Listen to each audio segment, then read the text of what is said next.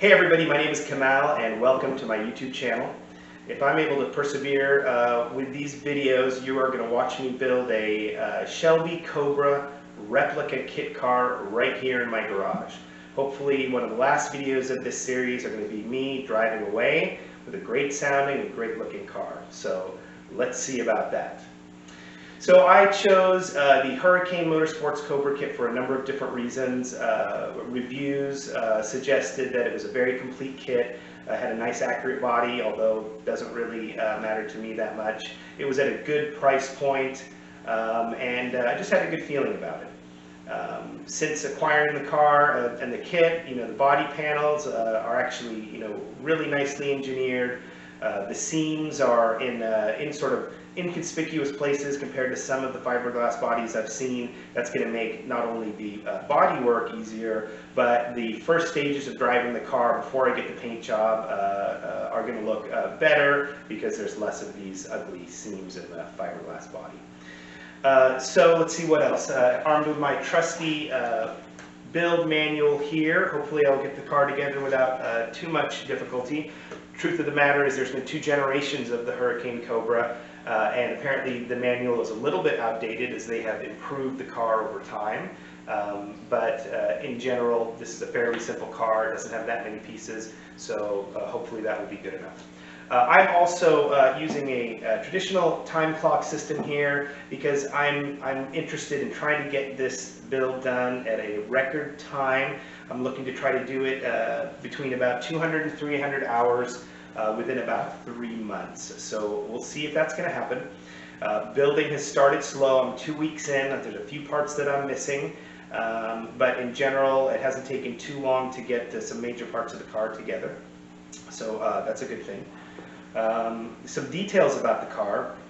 I went with a small block Ford engine.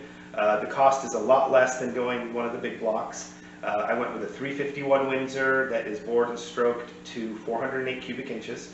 I was thinking about building an engine myself, but at the price that I'm, putting into this car, I figured a few extra thousand to have a professional builder build it. It's got a warranty, and in fact, the engine's actually been run and dynoed, which is just great. The dyno figures are 458 horsepower and 538 foot-pounds of torque. That torque comes in at a fairly low RPM at about 3,800, so it's going to be a pretty torquey motor for the street. The engine has Holley Sniper EFI and it has MSD ignition. It's all built and it's been tuned and run with those parts. So dropping in this engine and having that first start should be pretty much an uncomplicated thing. For the transmission, of course, I went with a manual. I went with the Tremec TKX. The TKX is the updated version of the TKO 600. For those of you who are up on these kind of things, the TKO 600 had some shifting issues, wasn't the smoothest shifter, but they upgraded it with the TKX. They no longer sell the TKO, and so that's the transmission I have. I went ahead and got a steel bell housing for the protection. Got a ram clutch. I have a lightweight flywheel. I think it weighs in at about 21 pounds. So it's going to, allow some momentum at the bottom end, but not so heavy that it's not going to spin up fast. In terms of other details, let's see here. I went with the Ford 9-inch rear end. Again, it was more of a cost thing, although, if I were to do it again, I'd probably pay the extra $5,000 for the independent rear suspension, but you live and you learn.